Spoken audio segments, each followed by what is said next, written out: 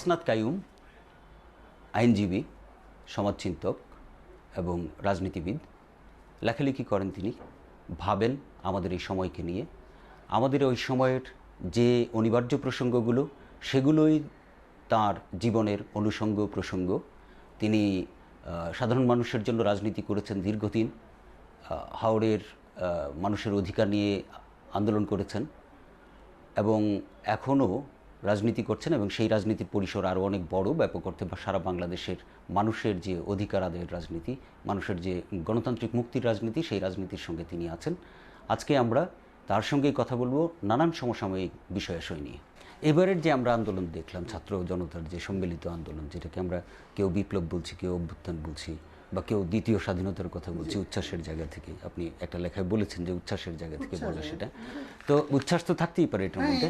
এবং এই আন্দোলনের একটা মাত্রা হচ্ছে যে অন্য আন্দোলনগুলোকে আমরা যতটা রাজনৈতিক আন্দোলন বলতে পারি, তার চেয়ে অনেক বড় মাত্রাটা, সেটা হচ্ছে যে এত বেশি জনসংশ্লিষ্টতা, এত বেশি জনগণের সম্পৃক্ততা অন্য কোনো আন্দোলনে খুব মানে দেখা গেছে, এটা কেউ বলতে পারবে না। এবং হ্যাঁ, এটা বদরুদ্দিন ওমর তার একটা কলামেও বলেছিলেন সেটা। তো এই যে মানে আমরা আগের আন্দোলনগুলোতে দেখলাম যে হয়তো একটা বড় আন্দোলনে মফস্বল শহরে 10-11 জন এরকম লোক সম্পৃক্ত ছিল, বা 50 জন লোক সম্পৃক্ত ছিল। কিন্তু এবারে এসে কিন্তু ব্যাপারটা ওরকম না, আরও অনেক বিস্তৃত পরিসরে চলে গেছে। তো আমরা একটা সামাজিক জাগরণ দেখছি হয়তো মনে হচ্ছে। তো এই যে জাগরণ, যদি সেটা সামাজিক জাগরণ হয়েই থাকে সত্যিকার অর্থে, সেটা কি কোনো ভূমিকা রাখবে আগামীর রাষ্ট্র ব্যবস্থা বা আগামীতে যে রাজনৈতিক দলগুলো থাকবে তাদেরকে চাপে রাখার ক্ষেত্রে, বা তাদেরকে সঠিক পথে পরিচালনার ক্ষেত্রে এই জনগণের যে এই যে চেতনা, এটা কি সবসময় স্থিতিশীল বা জাগরুক থাকবে কিনা? আমরা যেটা আমার কাছে মনে হয় এটা থাকবে। আমি দুইটা কারণ বলি। এক হচ্ছে যে প্রথমত আপনি যেটা বললেন যে এটা অনেক বড় রাজনৈতিক জাগরণ, কিন্তু অদলীয় নেতৃত্ব হচ্ছে। অনেক বড় রাজনৈতিক জাগরণ হচ্ছে, কিন্তু এই রাজনীতিটা কোনো রাজনৈতিক দলের একার নেতৃত্বে হয় নাই। সমস্ত রাজনৈতিক দল এটা সম্পৃক্ত ছিল। সমস্ত রাজনৈতিক দল 14-15 বছর ধরে, আপনি ধরেন বহু মানুষ, বহু দল, বহুভাবে জীবন দান, আত্মত্যাগ, এগুলির ভেতর দিয়ে শেষ মুহূর্ত পর্যন্ত এসে এটাকে আসলে অদলীয় ছাত্র তরুণদের নেতৃত্বে আমরা এটা করলাম। আমরা তাদের নেতৃত্ব মেনে নিতে বাধ্য হইলাম, এবং এই নেতৃত্ব মেনে নিতে বাধ্য হইলাম এরকম না যে তারা আমাদেরকে আসলে কৌশল করে বাধ্য করলো। আমরা ধরেন আবু সাইদের মতো ক্যারেক্টারকে যখন দেখলাম, যে আসলে সত্যি সত্যি এটা কবিতায়, আপনি লেখক মানুষ, আপনি জানেন কবিতায় হইতে পারে, আমরা মহাকাব্যে পড়তে পারি, কিন্তু আমরা একেবারে চাক্ষুষ চোখে দেখলাম যে একজন মানুষ গুলিবিদ্ধ হচ্ছেন, একবার নয় তিনি বারবার উঠে দাঁড়াচ্ছেন এবং বন্দুকের সামনেই দাঁড়াচ্ছেন, খালি হাতে দাঁড়াচ্ছেন। এবং এই যে ধরেন আবু সাইদের এই যে ধরেন বন্দুকে অকার্যকর করে দেওয়ার জন্য বুক পেতে দেওয়া, এরপরে কিন্তু বাংলাদেশে যে ঘটনাটা ঘটলো, যে এরপরে আপনি আর কোনোভাবে আত্মত্যাগ করা না করাটা প্রায় অপমানজনক একটা অবস্থায় গেল, যে আপনি বুক পেতে দিতে পারেন না, কিন্তু আপনি বাংলাদেশের সাহসী ছেলে, এই জায়গাটা আসলে আর থাকে না। আপনাকে কম্পেয়ার করতে হচ্ছে যে আপনি আবু সাইদ হবেন, এবং বন্দুক কিন্তু ক্লান্ত হইল। আপনারা যদি দেখেন ওই রিপোর্টটা, ওই পুলিশের রিপোর্টটা হচ্ছে খুব গুরুত্বপূর্ণ, যখন বলছে যে আসলে একজনকে মারলে একজনই ছুটছে কিংবা মরছে, বাকিরা তো স্যার যাচ্ছে না। কিংবা আমি মনে করি উমর ভাইয়ের চাইতো গুরুত্বপূর্ণ বক্তব্য রেখেছিলেন আসলে সেনাবাহিনীর ওই মিটিংয়ের দিন একজন মহিলা অফিসার। তিনি বলেছিলেন যে এইবারের হত্যাকাণ্ড এইবার সমস্ত মাকে মৃত্যু স্পর্শ করেছে। আমি যদি ভুল না করি, ওনার ল্যাঙ্গুয়েজটা ছিল এরকম যে এইবারের যে মৃত্যু বাংলাদেশের সমস্ত মাকে সেটা স্পর্শ করেছে, এবং এইটা আমি ঘরে ঘরে দেখেছি। প্রত্যেকটা বাচ্চা আসলে জীবন মৃত্যুর উপেক্ষা করে রাজপথে এসছে, এবং প্রত্যেকটা ঘর, প্রত্যেকটা মা, প্রত্যেকটা বাবা তার বাচ্চাকে ঠেকাতে পারে নাই, রুখতে পারে নাই, কিন্তু তার যে যন্ত্রণা সেটাকেও সে আসলে রুদ্ধ করতে পারে না। তো এই রকমের গণসম্পৃক্ত, এবং এটা সমস্ত শ্রেণী পেশা নির্বিশেষে। ঢাকা বিশ্ববিদ্যালয়ের ছাত্ররা যখন আন্দোলন করে ধরেন ওদের চাপের মুখে পরাস্ত হতে বাধ্য হচ্ছে, তখন প্রাইভেট ইউনিভার্সিটি, যাদেরকে আমরা ধরেন একসময় উপহাস করছি ওইরকম যে ওরা এই জেনারেশন এটা ওইটা, দেখেন যে প্রাইভেট ইউনিভার্সিটির সবচেয়ে এখানকার পশ ছেলেগুলি, কিংবা মুগ্ধর মতো ছেলে, আবু সাইদের মতো, মুগ্ধর মতো, কিংবা ধরেন তারও আগে থেকে যে সমস্ত ধরেন একদম ছোট কোলে শিশু, বাবার কোলে বাচ্চার মৃত্যু, এই সমস্ত জিনিস, এবং আমার কাছে এটা প্রায় অবিশ্বাস্য যে কোনো একটা রাজনৈতিক সরকার, কোনো একটা রাজনৈতিক দল যে সরকারটার সাথে আছে, এরকম কোনো একটা সরকার এরকম জনগণের উপরে, আমি ধরেন গুলিবিদ্ধ ছিলাম এবং আমি হাসপাতালে ছিলাম যেদিন 19 তারিখ, তারা যেদিন হেলিকপ্টার নামে আসলে হেলিকপ্টার থেকে গান ফায়ার করতে থাকলো, বোমা ফেলতে থাকলো, আমি আমার জীবনে সিনেমায় ছাড়া 71 সালেও এরকম কোনো ঘটনা দেখিনি। আমি 71 সালে ক্যাম্পেই থাকতাম, আমার বাবা মুক্তিযোদ্ধা ছিলেন, আমি 71 সালে এটা দেখিনি। তার মানে এরা এই যে জায়গার মধ্যে বাংলাদেশকে দাঁড় করাইলো এবং বাংলাদেশকে তারা যে ভয় দিয়ে শাসন করতে চাইলো, গুম করে ভয় দেখায়, সে জায়গাটা থেকে আমাদের তরুণরা আমাদেরকে মুক্ত করেছে। এবং ভয় যদি আপনার না থাকে, তাইলে বাংলাদেশের মানুষের যে ভালোবাসার যে ক্ষমতা, বাংলাদেশের মানুষের যে আসলে ভালোবাসার যে ধরন, যেটা আজকে আপনি বন্যায় দেখছেন, এই আন্দোলনে আপনি দেখছেন, বারবার এটা আমাদের দেশের মানুষ দেখাচ্ছে। যদি এইটাকে আপনি রুদ্ধ করে না দেন, তাইলে এই চেতনাকে আপনি আসলে হত্যা করতে পারবেন না। বাংলাদেশ অন্য একটা জায়গায় সে আনুষ্ঠানিক কোনো বিপ্লব করে নাই, কিন্তু আমি তাদেরকে খুবই অ্যাপ্রিসিয়েট করি যারা এটাকে প্রায় বিপ্লব বলছেন।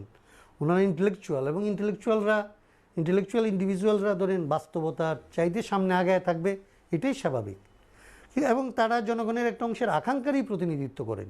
কিন্তু আমরা যারা পলিটিক্স করি, আমরা যারা বাস্তব জায়গার মধ্যে দাঁড়ায় আসলে এই বাস্তবতার মধ্যে কি করা সম্ভব, কদ্দূর আসলে অর্জন করা সম্ভব, সেটাকে যখন আসলে ক্যালকুলেট করে আমাদেরকে আসলে পদক্ষেপ নিতে হয়, যারা বিপ্লব মনে করছেন, যারা এটাকে ধরে নিয়ে মনে করছেন, তাদের প্রতি শ্রদ্ধা রেখেও বাস্তবতার মধ্যে কম তর্ক করে এই মুহূর্তে যে জাতীয় ঐক্য আছে সেটার ভিত্তিতে আসলে যা অর্জনযোগ্য সীমিত সময়ের মধ্যে সেটা করার জন্য আমরা সংস্কারের কথা বলি। আমরাও যদি পারতাম, বাংলাদেশে যদি ধরেন একদম সবার কাছে গ্রহণযোগ্য সবচেয়ে সুন্দর একটা সংবিধান যদি আমরা তৈরি করতে পারতাম, সবচেয়ে সুন্দর শাসন ব্যবস্থা যদি আমরা তৈরি করতে পারতাম, সবচেয়ে সাম্যের বাংলাদেশ যদি আমরা তৈরি করতে পারতাম, নিশ্চয়ই আমরা এটা করতে চাইতাম। কিন্তু আমরা একই সাথে এটা বুঝি যে সমস্ত রাজনৈতিক দল এটার জন্য প্রস্তুত না, সমস্ত জনগণকে আমরা ওইভাবে প্রস্তুত করতে পারি নাই, কিংবা সমস্ত মানুষ ওইভাবে প্রস্তুত না। তাদের বাদ দিয়ে আমি যেটা বলি বারবার, যে আপনি একটা সিম্পল মেজরিটি নিয়ে একটা গভর্নমেন্ট করতে পারেন, কিন্তু আপনি যেটা বলছিলেন একটা সিম্পল মেজরিটিতে আপনি সংবিধানের এরকম পরিবর্তন করতে পারেন না। করে ফেললে তাইলে আপনি যেটা বলেন যে এটা আবার ব্যাক করার ব্যাপার থাকে, ব্যাকফায়ার করার ব্যাপার থাকে। আপনি একটা ব্যাপক অংশকে উপেক্ষা করে যখন আপনি এরকম একটা সংবিধান করবেন, সেই সংবিধান একটা সময়ের পরে তারা আবার এটাকে আসলে ব্যাকফায়ার করতে পারে। সো আমরা মনে করি এখনকার বয়স থেকে এসে আমাদের রাজনৈতিক উপলব্ধি হচ্ছে যে যতটা সম্ভব মানুষকে সাথে নিয়ে, মানুষের সংগঠনগুলিকে সাথে নিয়ে যতটা আগানো যায় ততটুকু অন্তত নিশ্চিত করা, তর্ক করে যেন এইটাও আমরা না হারাই, এই জায়গা থেকে আমরা বলি। আমরা যে সামাজিক এবং রাজনৈতিক দুই ধরনের পরিবর্তনকে সামনে নিয়ে কথা বলছিলাম, তো এই প্রসঙ্গটা আরেকটু টানি, সেটা হচ্ছে যে আমরা আগেও কিন্তু রাজনৈতিক পরিবর্তনের জন্য আন্দোলন যেভাবে দেখেছি, এবং সেগুলোর যে সুফল সবসময় আমরা পাইও নি। তো সেই জায়গা থেকে আমি বলবো যে মানে একটা বড় রাজনৈতিক পরিবর্তনকে, একটা স্থায়ী রাজনৈতিক পরিবর্তনে রূপ দেওয়ার জন্য যে ধরনের সামাজিক সচেতনতা দরকার, সেই ধরনের সামাজিক সচেতনতা তৈরির ক্ষেত্রে আপনার কি মনে হয় যে রাজনৈতিক দলগুলো কি ভূমিকা রাখতে পারে? বা আমাদের এখানে দীর্ঘদিন ধরে আমরা দেখব যে রাজনৈতিক সচেতনতা তৈরির টুলস হিসেবে একটা বড় কাজ করে কিন্তু সংস্কৃতি অঙ্গন, সাংস্কৃতিক কর্মসূচি ইত্যাদি ইত্যাদি। তো সেইটা গত 15 বছরের মধ্যে, 16 বছরের মধ্যে আমরা কিন্তু একটা দীর্ঘ সময় সেগুলোর অনুপস্থিতিই দেখেছি, যে কোনো ধরনের সাংস্কৃতিক কার্যক্রম এক ধরনের সরকারি প্রোপাগান্ডার জায়গা ছাড়া এর বাইরে কিন্তু খুব একটা ছিলই না। তো সেই জায়গাগুলোকে কিভাবে মানে একটা ইফেক্টিভ জায়গা তৈরি হতে পারে, বা সমাজে আসলে কিভাবে একটা মানে সামাজিক পরিবর্তন আসতে পারে রাজনৈতিক সচেতনতার প্রসঙ্গে, যেটা নাকি দলগুলোকেও অনেক সময় বাধ্য করে একটা রাজনৈতিক সঠিক দিকে থাকতে, সেটা কিভাবে আসতে পারে? একটা হচ্ছে আপনি কিন্তু দেখবেন যে এই যে গত 15-20 বছরে তো আসলে সংস্কৃতিকে একটা, আপনি যেটা বললেন আপনার প্রশ্নটার মধ্যে ছিল যে আমাদের এখানে যাদেরকে আমরা আসলে সংস্কৃতি কর্মী হিসেবে একবার জানতাম, যারা 90-এর স্বৈরাচার বিরোধী আন্দোলনের ভেতর দিয়ে যাদের উত্থান হয়েছিল, দুর্ভাগ্যজনকভাবে তাদের বড় অংশটা, প্রায় সবটা একদম ধরেন নিকৃষ্টতম দালালে পরিণত হয়। এবং এই দেশের জনগণ আসলে সাংস্কৃতিকভাবে এই সমস্ত মানে তাদের বিরুদ্ধে অনেক বেশি ক্ষুব্ধ হইতে বাধ্য হইল।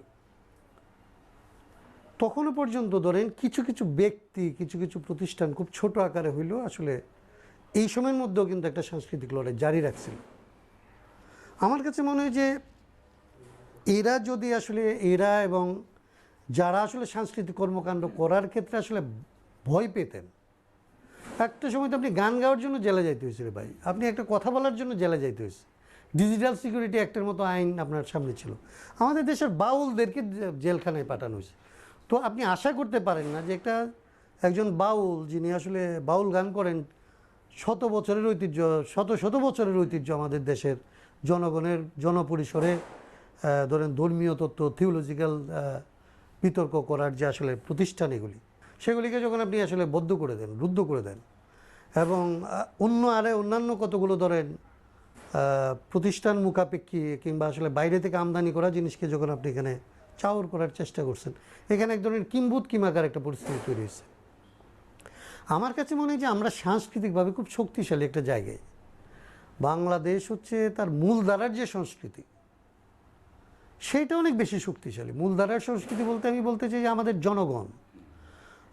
জনগণ ধরেন, আমাদের এক একজন বাউলের ধরেন, আমাদের বাউল কবিদের যে গান, আমাদের বাউল কবিদের যে আসলে তর্ক করার যে আসলে ধরেন জনপরিসরে মানুষকে সামনে রেখে যে আসলে তর্কের এবং যত কঠিন কঠিন বিষয়কে তারা আসলে তর্কের মধ্যে তুলে আনেন, সেই জায়গাগুলি কিংবা এখানকার মানুষের আমি যেটা বলছিলাম যে ভালোবাসার যে ধরন, এইটার মধ্যে আসলে যতটা ধরেন ত্যাগের মানসিকতা থাকে ভোগের চাইতে, এগুলি প্রত্যেকটা হচ্ছে আমাদের জন্য আসলে এখানে খুব বড় আসলে সহায়ক বস্তু হতে পারে। এটার ক্ষেত্রে আমার মনে হয় যে ভাবাদর্শের যে একটা সম্মিলন জি, অর্থাৎ এটা আপনি বাউল চেতনার কথা বলছেন, বা ধরা যাক যে বাউল না কীর্তনের ভাবাদর্শ আছে, যে এই যে নানা ধরনের, নানা বর্ণের, নানা ধর্মের, নানা জাতির, নানা ধরনের সংস্কৃতির যে একটা সম্মিলিত কাঠামো এবং এখানে সবাই মিলেমিশে যে আমরা আসলে তর্ক করে যে আসলে বন্ধুত্বের সাথে থাকতে পারি, এই যে অভ্যাস আমরা তৈরি করেছি, যে আপনার পার্থক্য না, আমাদের আপনার সাথে আমার পার্থক্য থাকবে, কিন্তু আপনার সাথে আসলে আমি এই পার্থক্য সত্ত্বেও এখানকার সম্প্রদায়গুলি কিন্তু একসাথে সম্প্রীতির মধ্যে থাকতে অভ্যস্ত ছিল। এইটাকে খুবই পরিকল্পিতভাবে ধ্বংস করার যে চেষ্টা করা হয়েছে, তার বিপরীতে যদি এখানকার মানুষকে আবার তার সংস্কৃতির জায়গাটা ফিরে আনার একটা উদ্যোগ নেই আমাদের তরুণরা, আমাদের বন্ধুরা, আপনারা যারা আছেন, আমার কাছে মনে হয় যে এটা খুব সহজে জাগবে, কারণ এটা হচ্ছে খুব প্রাণবন্ত, এর শিকড় হচ্ছে মানুষের ভেতরে। কৃত্রিম একটা জিনিস করা খুব কঠিন, কিন্তু আপনি যদি এটা করেন তাহলে দেখবেন যে এইখানে রাজনৈতিক যে সচেতনতাটা তৈরি হবে, সেটা হচ্ছে অন্যের অধিকারের উপরে হস্তক্ষেপ না করা, অন্যকে কথা বলতে দেওয়া, অন্যের সাথে তর্ক করা, এইটা হচ্ছে গণতান্ত্রিক সংস্কৃতি। আপনার সাথে ভিন্নমত সত্ত্বেও আপনার সাথে আসলে সহাবস্থান করা, এই গণতান্ত্রিক চেতনা বাংলাদেশের মানুষের মধ্যে মূল স্তরের যে মানুষ, মূল যে ধারা আসলে আমাদের ভাবাদর্শের মূল যে সংস্কৃতি, তার মূলের মধ্যে এইটা খুব পোক্তভাবে আছে। এইটাকে উপর থেকে আমরা কিছু শিক্ষিত লোক টেলিভিশনের মাধ্যমে, অন্যান্য মধ্যে দিয়ে ওইগুলির মধ্যে কোথায় কোথায় আসলে তর্ককে কুতর্কে পরিণত করা যায়, কুতর্ককে কোথায় বিভক্তিতে নেওয়া যায়, এবং বিভক্তির কারণে কখন আপনাকে নির্মূল করা যায়, এই রকমের একটা কর্মকাণ্ডকে এখানে সাংস্কৃতিক কর্মকাণ্ড হিসেবে দাঁড় করানো হয়েছে। এবং এর ভেতর থেকে সমাজকে হিংস্র, অসহিষ্ণু এবং স্বৈরাচারী করার একটা চেষ্টা করা হয়েছে। এবং এটা করলে আপনি লাভবান হইতে পারেন, আপনি ব্যয় হইলেই আপনি লাভবান হইতে পারেন, আপনি অন্যের ক্ষতি করলেই আপনি আসলে সামনে আসতে পারেন। এই যে রাষ্ট্রীয় পৃষ্ঠপোষকতার যে সাংস্কৃতিক বাতাবরণ এখানে তৈরি করা হয়েছিল, এইটাকে কেবলমাত্র নিউট্রাল করে আমাদের যে মূল সংস্কৃতি, এটাকে যদি আপনি জাগতে দেন, খুব দ্রুত আসলে এটা দাঁড়াবে। এবং এখানকার মানুষকে আসলে তখন আর আপনি স্বৈরতান্ত্রিক পথে, এটার সাথে যদি আমাদের রাজনৈতিক দলগুলি থাকে, তারা যদি, যাদের পক্ষে সম্ভব, আমাদের এখনও পর্যন্ত আমাদের এখনও কেবলমাত্র প্রধান আরো একটা প্রশ্ন এসে যায়, সেটা হচ্ছে যে আমাদের যে বিদ্যমান রাজনৈতিক দলগুলো আছে, যেটা বড় আছে, ছোট দল আছে, তাদের সাংস্কৃতিক মানটা কতটুকু, কিভাবে মূল্যায়ন করবেন? এইটা আসলে একটা না, দায়িত্ব নেবে তখন তো তার সাংস্কৃতিক মানে আমাদের এক ধরনের অধঃপতন ঘটছে দুইটা কারণে। এক হচ্ছে যে ধরেন আমাদের এখানে যে ছোট দলগুলি, ধরেন ছোট দল শব্দটা বললেন তো, ছোট দলগুলির একটা আমাদের যে ভোটিং ব্যবস্থা, এই ভোটিং ব্যবস্থা এমনি তো ছিল না, আর ভোটিং ব্যবস্থা যদি কার্যকরও থাকে তাইলেও আসলে ছোট দলগুলির রাজনৈতিক অস্তিত্ব ক্রমশ বড় দলের অনুগামী হইতে বাধ্য হয়। কারণ এখানে একটা সিম্পল সাইকোলজি কাজ করে যে ভাই ভোটটা নষ্ট করেন না, আপনি একে তো দিতে পারি ভোটটা, আপনি তো ভালো মানুষ, তো আপনার তো টাকা নাই, আপনার তো আসলে ওইরকম মাস্তান নাই, আপনি তো জিততে পারবেন না, ওদের তো অনেক টাকা, ওদের তো অনেক মাস্তান। এই যে মানে প্রপোর্শনেটলি আমাদের দলগুলি যদি ধরেন প্রপোর্শনেট একটা মানে সংখ্যানুপাতিক নির্বাচন করতে পারতো, আমরা যদি 1% ভোট পাইতাম তাহলে কিন্তু আমরা 3টা সিট পাইতাম, ধরেন কথার কথা। তো এরকম ছোট দলগুলি যদি ধরেন 20টা 50টা সিট পাইতো, তাইলে কিন্তু তার দিকে আসলে মানুষের আগ্রহের জায়গাটা তৈরি হইতো, এবং তাকে আরেকটা দল যেটাকে সে পছন্দ করে না তার সাথে গিয়ে জোটবদ্ধ হইতে হইতো না। এই জায়গাটা একটা বড় জায়গা, রাজনৈতিক প্রতিবন্ধকতা ভোটিং সিস্টেম আমাদের এখানে। ভোট নাই এটা প্রথম সমস্যা, এটা আপনার ফেরত আনতে হবে, কিন্তু পরে ভোটের এই প্রপোর্শনেট ব্যবস্থাটা আমাদের চালু করতে হবে। এটা আমরা চাই, কিন্তু এই মুহূর্তে এই তর্কটা করে আমরা আসলে ধরেন এই বিতর্কটা বাড়াইতে চাই না, সেই জন্য আমরা এটাকে এই মুহূর্তে প্রেস করছি না, কিন্তু এটা লাগবে বাংলাদেশে। এবং এটা যদি হয় তাইলে ছোট দল যেগুলিকে আপনারা বলছেন, যাদের মধ্যে আসলে এক ধরনের সামাজিক সাংস্কৃতিক রাজনৈতিক পরিবর্তনটা সমানুপাতে করার এক ধরনের আকাঙ্ক্ষা যাদের মধ্যে আছে, তারা শক্তিশালী ধারা হিসাবে আসলে বিকশিত হইতে পারত। কিন্তু বড় দলগুলিতে টাকাওয়ালাদেরকে আসলে ভাড়া করতে হয়। দলগুলি নিজেরা ধরেন সবচেয়ে নিবেদিত মানুষটা সারা জীবন যে দলের জন্য কাজ করছে, এখন ধরেন আওয়ামী লীগের জন্য যারা কাজ করবে ধরেন, তাদেরকে কিন্তু যদি নির্বাচন আসে তাদেরকে আসলে নমিনেশন দেওয়া যাবে না, হবে না কিন্তু, কারণ তারা বলবে যে একে নমিনেশন দিলে পাশ করে আসবে না, তার টাকা নেই, কিংবা তার এতটা শক্তি নেই, এতটা সামর্থ্য নেই। এখন কারো করবে কারা, যারা আগে এত মাস্তানি করে নাই। তার মানে মাস্তান না হইলে আপনি ধরেন এই নমিনেশন পাবেন। এই যে মাস্তানির সংস্কৃতি এবং টাকা, কালো টাকা সাদা টাকা যে টাকাই বলেন, টাকার সংস্কৃতি, এইটা আসলে মানুষের মূল্যবোধকে কিনে ফেলার এবং দমিয়ে ফেলার যে সংস্কৃতি, এইটাকে রুখতে পারে যদি ভোটিং সিস্টেমটা আমরা পাল্টাইতে পারি। এবং সেইখানে যদি আমাদেরকে আসলে স্বস্তিতে এই যে সময়ের মধ্যে আপনার যদি বলেন আমাদের সাংস্কৃতিক অধঃপতন ঘটছে, আরেকটা কারণ হচ্ছে আমরা যত নিপীড়নের ভেতর দিয়ে রাজনীতি করছি, এইখানে রাজনৈতিকভাবে কথা বলতে হইলেই যে পরিমাণ ঝুঁকি নিতে হয়েছে। আমার বন্ধুবান্ধব তো বাইরে থেকে আমার সাথে কান্নাকাটি করছে ফোনে, যে তুই এখন দেশে আসিস, আমরা কেউ নাই, আমার যা বন্ধুরা রাজনীতি ছেড়ে চলে গেছে। আর বলছে তোর ছোট ছোট বাচ্চা, তুই এখন রাজনীতি করছিস, কালকে নিয়ে তোরা গুম করে ফেলবে, কি হবে? আমার কেউ নাই, কান্নাকাটি করছে আমার বন্ধুরা। আমি বলছি যে কালকে আমি ট্রাকের নিচে পড়ে মরতে পারি, আমার জীবন নিয়ে তোরা চিন্তা করিস না। কথা বলার আমার চেয়ে নিরীহ রাজনীতিবিদ তো বাংলাদেশে নাই আসলে। তা আমাকে নিয়ে যদি আমার বন্ধুদের এই উদ্বেগ থাকে, সে কখন আসলে রাজনীতি করবে, কখন আসলে সংস্কৃতির পরিচর্যা করবে? তো একটা সুস্থ স্বাভাবিক ন্যূনতম, যে জন্য আমরা বলি যে ন্যূনতম সংস্কারটুকু হইলেও লাগবে এখানে একটা শুরু করার। ন্যূনতম সংস্কারের কথা ধরে একটু বলি যে আমরা কিন্তু দেখলাম যে এই যে আন্দোলনটা চললো, এই আন্দোলন কিন্তু একটা পর্যায়ে গিয়ে একটা দাবিতে গিয়ে রূপান্তরিত হলো। হ্যাঁ, সরকারের পতন, শেখ হাসিনার পদত্যাগ, এই রকমের জায়গায় চলে গেল। আপনাকে যদি বলা হয় যে একটা দাবি শুধুমাত্র বাস্তবায়ন করা দরকার, রাষ্ট্রের যে কাঠামো চেঞ্জ বা যে কোনো ধরনের বড় পরিবর্তনের যে একদম মূল পয়েন্ট হবে, এরকম কোন দাবিটা আপনি মনে করেন? সরকারের জবাবদিহিতা, সরকারের ক্ষমতা কমায় দিতে হবে, জনগণের ক্ষমতা বাড়াই দিতে হবে, তাকে জবাবদিহিতার মধ্যে আনতে হবে।